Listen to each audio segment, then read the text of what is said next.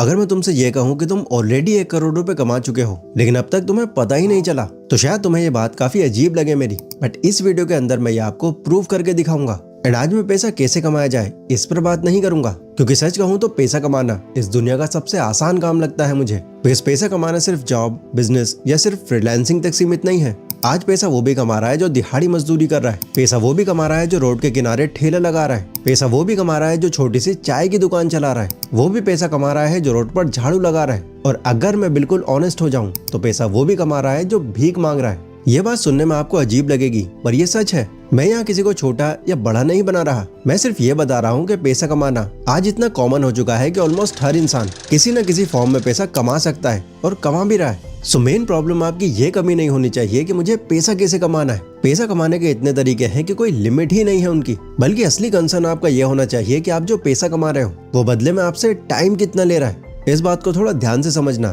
क्योंकि यहीं पर बहुत सारे लोग पूरी जिंदगी कंफ्यूज रहते हैं। आज तुम 1000 रुपए कमा रहे हो और टेक्निकली वही 1000 रुपए तुमसे अमीर कोई दूसरा इंसान भी कमा रहा होगा। अमाउंट सेम है, नंबर भी सेम है, बट फर्क है टाइम का। तुम्हें ये 1000 रुपए कमाने में लगभग पूरा दिन लग जाता है और उस इंसान को ये 1000 रुपए कमाने में शायद आधा घंटा भी नहीं लगता। तो असली गेम टाइम का है, बट इस चीज को बहुत से लोग समझ ही नहीं पाते। हम जब पैसा देखते हैं तो हमें सिर्फ वो नंबर्स दिखाई देते हैं, 10,000, 50,000, 1 लाख। लेकिन असल में वो नंबर्स नहीं होते, वो हमारी जिंदगी के घंटे होते हैं जो हमने किसी भी काम को करने के लिए लगा दिए होते हैं। अब जो बात मैं आपको शुरू में बोल रहा था, तुम ऑलरेडी 1 करोड़ रुपए कमा चुके हो और तुम्हें पता भी नहीं चला। अब मैं उसी बात को थोड़ा एक्सप्लेन करके समझाता हूँ, ताकि ये आपको सिर्फ थ्योरी ना लगे। एक घर के बारे में सोचो जहाँ पापा पिछले 20-25 साल से लगातार काम कर रहे हैं और महीने का बहुत ज्यादा नहीं 20-22 हजार रुपए ही कमा पा रहे हैं। बट अगर तुम सिर्फ इतनी सी कैलकुलेशन कर लो कि 20-25 साल में एक इंसान कितना कमा पाता है, तो तुम्हें पता चलेगा कि लाखों नहीं बल्कि करोड़ों के आसपास पैसा आ चुका होता है। और अगर उस घर में कोई और भी कमा रहा है, जैसे आप, आपकी मम्मी, भाई या बहन, तो ये अमाउंट और भी बढ़ जाता है। मतलब पैसा आ चुका है, काफी ज्यादा आ चुका है, बट वो पैसा अभी आपके हाथ में नहीं है, क्योंकि ये पैसा आपके पास एक साथ नहीं आया। इसे आने में 30 साल लग गए। और जब पैसा इतनी स्लो स्पीड से आता है तो वो सिर्फ जिंदगी चलाता है, जिंदगी बदलता नहीं है। सो अब इस सिचुएशन को बदला कैसे जाए? हम गलती कहाँ पर कर रहे हैं? क्या हमारी गलती ये है कि हम कम कमा रहे हैं, या हमारी गलती ये है कि हम गलत जगह काम कर रहे हैं, या फिर हमारी गलती ये है कि हमें पैसा ही संभालना नहीं आता? मैं सच कहूँ तो इन तीनों में से कोई भी असली प्रॉब्लम नहीं है। असली प्रॉब्लम ये है कि आप पैसा तो कमा रहे हो लेकिन बहुत लेट कमा रहे हो। एंड अगर आपकी सक्सेस पाने की इच्छा है तो ये टाइम गैप आपको कम करना ही पड़ेगा। मैं आपको इसे कम करने के 3 रूल्स बता रहा हूँ, जो मैंने पिछले 5 सालों की लर्निंग, कामयाब लोगों की बुक्स एंड अपने खुद के एक्सपीरियंस से सीखे। एंड एक्चुअल में इन्होंने मेरी लाइफ बहुत ज्यादा बदल दी है। एंड हो सकता है यही रूल्स आने वाले टाइम में शायद आपका भी कमबैक करवा दे। ये तीनों रूल्स एक दूसरे से जुड़े हुए हैं, तो वीडियो को बिल्कुल भी स्किप मत करना। रूल नंबर 1, ज्यादा स्मार्ट बनने की कोशिश मत करो। देखो, ईगो पे मत लेना, ध्यान से समझो।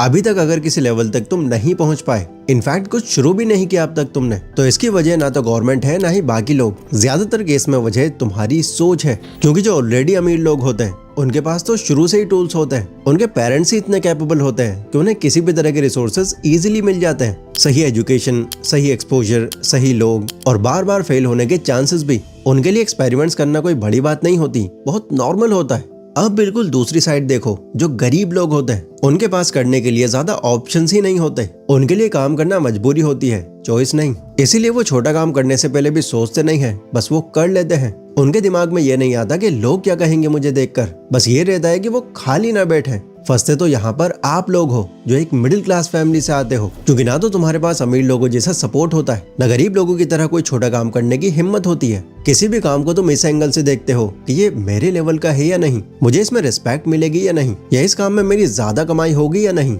और इसी चक्कर में तुम कई मौकों को सिर्फ इसलिए छोड़ देते हो क्योंकि वो तुम्हारी पर्सनैलिटी से मैच नहीं करता। मुझे याद है जब मैं एक लोकल फैक्ट्री में बेल्ट्स को पैक किया करता था, तो उस टाइम कभी कभी मेरा एक दोस्त मुझसे मिलने आता था और बातों बातों में एक बात वो हर बार कह कर जाता कि भाई ये काम तू क्यों कर रहा है, तुझे कोई और काम नहीं मिला? और ऑनेस्टली मेरे पास इस बात का कोई जवाब नहीं होता था, क्योंकि वो इंसान अकाउंटिंग का कोर्स कर रहा था। उसे खुद पर यकीन था कि किसी भी बड़ी कंपनी में उसकी जॉब लग ही जानी है, उसका करियर तो सेट है। बट जैसा उसने सोचा था वैसा कुछ भी नहीं हुआ। किसी छोटी जगह पर वो लगना नहीं चाहता था और बड़ी जगहों पर उसका सिलेक्शन हो ही नहीं पा रहा था। इसी चक्कर में लिटरली उसने पूरे 2 साल बर्बाद कर दिए एंड हार कर उसने आखिरकार इस फील्ड को ही छोड़ दिया और अपने पापा के बिजनेस में लग गया।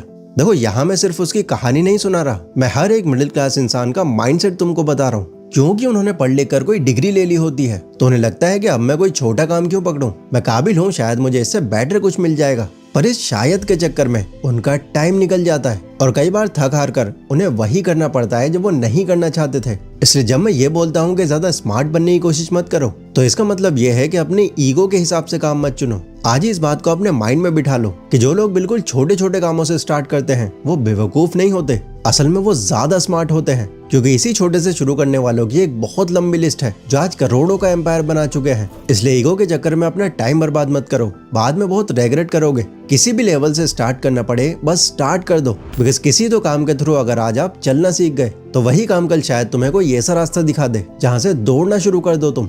अगला रूल मेरी इस बात को और क्लियर कर देगा, जो कि है रूल नंबर 2। सिर्फ वो मत करो जो तुम्हें पसंद है, वो करो जो तुम्हें करना चाहिए।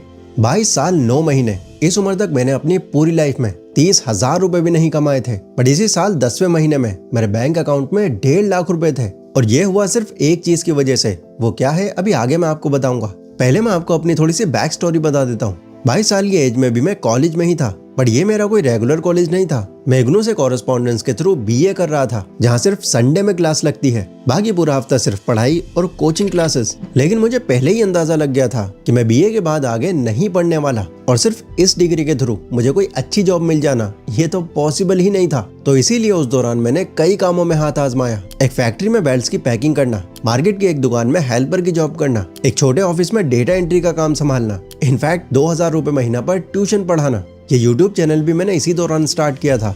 बट ये जितने भी काम मैंने किए, मैं ऑनेस्टली बोल रहा हूँ कि इनमें से एक भी मेरा पैशन नहीं था और ना ही कुछ ऐसा था कि मुझे ये सब करने में बहुत मजा आ रहा है। नहीं, मैं सिर्फ पोटेंशियल को एनालाइज कर रहा था। मैं ये ऑब्जर्व कर रहा था कि मैं कौन से काम को अभी खुद के दम पर ज्यादा एक्सपेंड कर सकता हूँ। और इसका जवाब मुझे जल्द ही मिल गया, मेरा यूट्यूब चैनल। क्योंकि वो कोविड का टाइम था, लोग अपने घरों में बैठे सिर्फ फोन ही चला रहे थे, एंटरटेनमेंट के लिए, एजुकेशन के लिए अलग अलग तरह के कंटेंट कंज्यूम कर रहे थे। तो यही मुझे ये अंदाजा लग गया कि अगर इस पर मैंने ज्यादा मेहनत कर ली तो शायद ये मुझे आगे बढ़ा सकता है। तो तब मैंने इसको सीरियस लेकर जितने भी 2-4 हजार रुपए मैं कमा रहा था वो इस चैनल की वीडियोस को और बेहतर बनाने में यूज करने लगा। मैं वीडियोस बनाता गया, चाहे मन हो या ना हो, चाहे व्यूज आए या ना आए, मैं लगा रहा इस पर। और इसी कॉन्टिन्यूस प्रोसेस ने मुझे 8 महीने बाद एक ऐसा रिजल्ट दिखाया जो मैंने कभी सपनों में भी नहीं सोचा था। मेरी एक वीडियो बहुत तेजी से वायरल हुई और उसकी वजह से बाकी वीडियोस भी चलने लगी। और इस सब के चलते ना सिर्फ मेरा चैनल मोनेटाइज हो गया, बल्कि अगले ही महीने मेरी जो इनकम बनी वो 1 लाख प्लस थी।